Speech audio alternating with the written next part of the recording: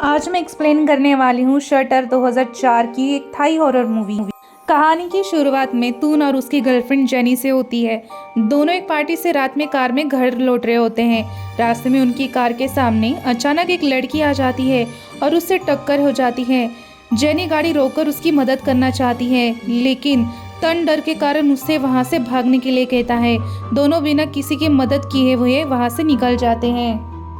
कुछ दिनों के बाद तून एक फोटोग्राफर है जो अपनी खींची हुई तस्वीरों में अजीब अजीब सफेद साए और एक लड़की का चेहरा देखने लगता है। दूसरी तरफ उसे लगातार गर्दन में तेज दर्द होने लगता है। डॉक्टर भी हैरान है क्योंकि उसका वजन सामान्य से लगभग 2 गुना निकलता है, जबकि दिखने में वो बिल्कुल सामान्य लगता है। धीरे धीरे तन के कॉलेज के जो दोस्त है एक एक करके रहस्यमय तरीके से मरने लगते हैं। जेनी को शक होता है कि ये सब उसी लड़की की आत्मा कर रही है जिसे उन्होंने कार से टक्कर मारी थी। सच जानने की कोशिश में उसे पता चलता है कि उस लड़की का नाम नात्रे है। वो पहले तून की गर्लफ्रेंड रह चुकी थी। जांच करते करते जेनी के तून के घर में पुरानी फोटोज मिलती हैं। उन्हें देखने के बाद उसे पता चलता है कि कॉलेज के समय तून के दोस्तों ने नेत्रे के साथ बहुत बड़ा अपराध किया था।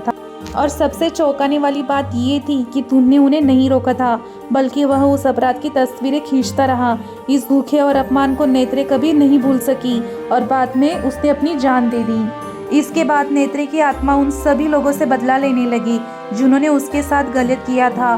तून को अब समझ आता है कि वह भी उसकी अगली शिकार है। आखिर में तून अपने घर में हर जगह फोटो खींचता है ताकि भूत को देख सके। अचानक कैमरा उसकी खुद की तस्वीरें लेने लगता है। जब फोटो देखता है तो उसके होश उड़ जाते हैं। फोटो में नेत्रे का भूत उसके दोनों कंधे पर बैठा हुआ दिखाई देता है। तभी उसे समझ आता है कि उसकी गर्दन का दर्द और शरीर का बढ़ा हुआ वजन किसी बीमारी की वजह से नहीं था, बल्कि नेत्रे की आत्मा पूरे समय उसके कंधों पर बैठी हुई थी।